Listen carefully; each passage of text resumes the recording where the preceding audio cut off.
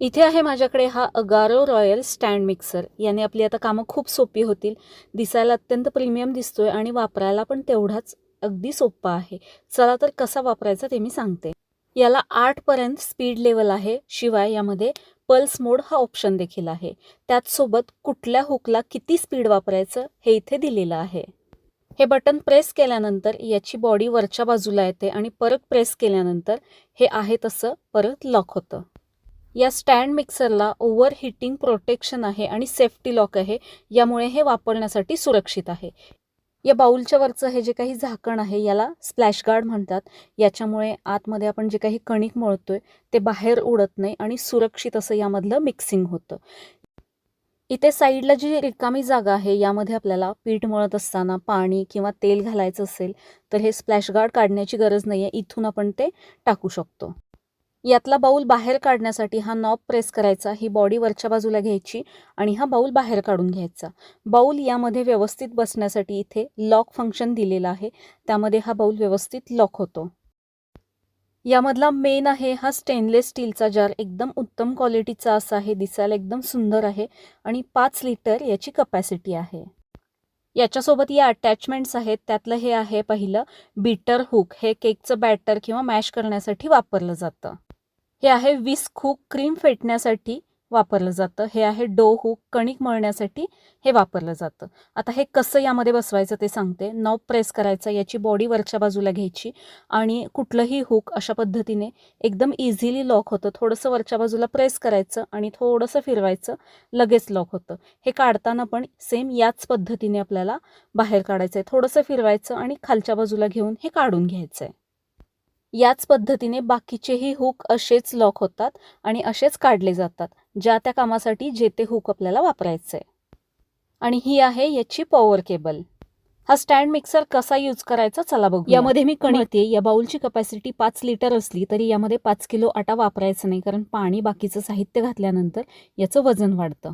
700 ते 800 ग्राम आटा तुम्ही इथे वापरू शकता. आता याला आपल्याला डो हुक लावून घ्यायचं आहे, जे कणिक मळण्यासाठी वापरलं जातं. याला आपल्याला स्प्लॅश गार्ड लावून घ्यायचं आहे, याचं झाकण लावून घ्यायचं आहे. सुरुवातीला मी फक्त याचं स्पीड 1 ते 2 ठेवलंय.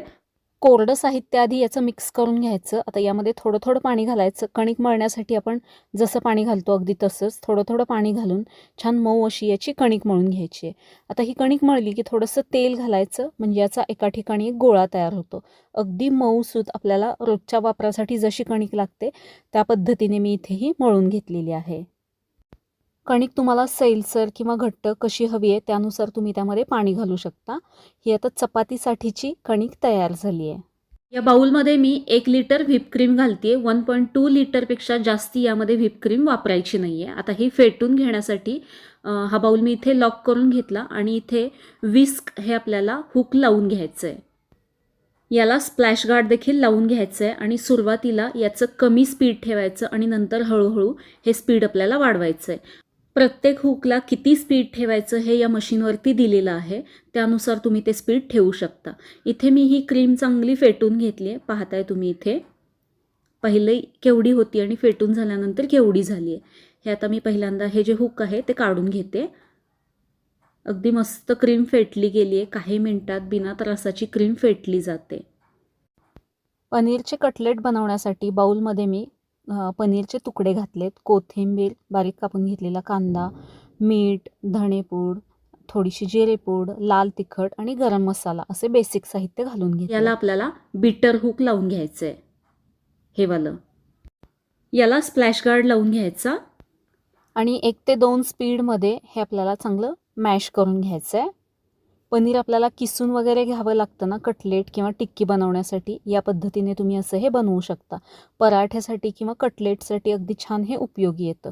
आता अशा पद्धतीने याचे छोटे छोटे टिक्की बनवून घ्यायचे आहेत. हवं तर तुम्ही यामध्ये थोडंसं एखादा चमचा बेसन किंवा तांदळाचं पीठ घालू शकता बाइंडिंगसाठी. जर तुम्ही जास्ती तेल वापरणार असाल तर यामध्ये बेसन किंवा तांदळाचं पीठ घाला. असे मी ते कटलेट बनवून घेतले आणि पॅनला अगदी थोडंसं तेल पुसून घेतलं. यावरती हे कटलेट आपल्याला शॅलो फ्राय करून घ्यायचे आहेत. अगदी तळून घेत नाही आहे, तळले तर तेलामध्ये फसफसतील. जर तुम्ही यामध्ये बेसन वापरलं तर ते तेलामध्ये विरघळणार नाहीत.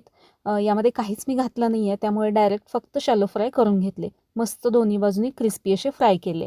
हा बाऊल, स्प्लॅश गार्ड आणि हे तीनही जे हुक आहेत ते पाण्याखाली स्वच्छ धुवून पुसून नंतर ते तुम्ही वापरू शकता आणि मशीन आपल्याला फक्त कोरड्या कापडाने पुसून घ्यायचं आहे. या अगारो स्टँड मिक्सरबद्दल तुम्हाला डिटेल माहिती पाहिजे असेल तर डिस्क्रिप्शनमध्ये याचे डिटेल्स दिले आहेत. धन्यवाद.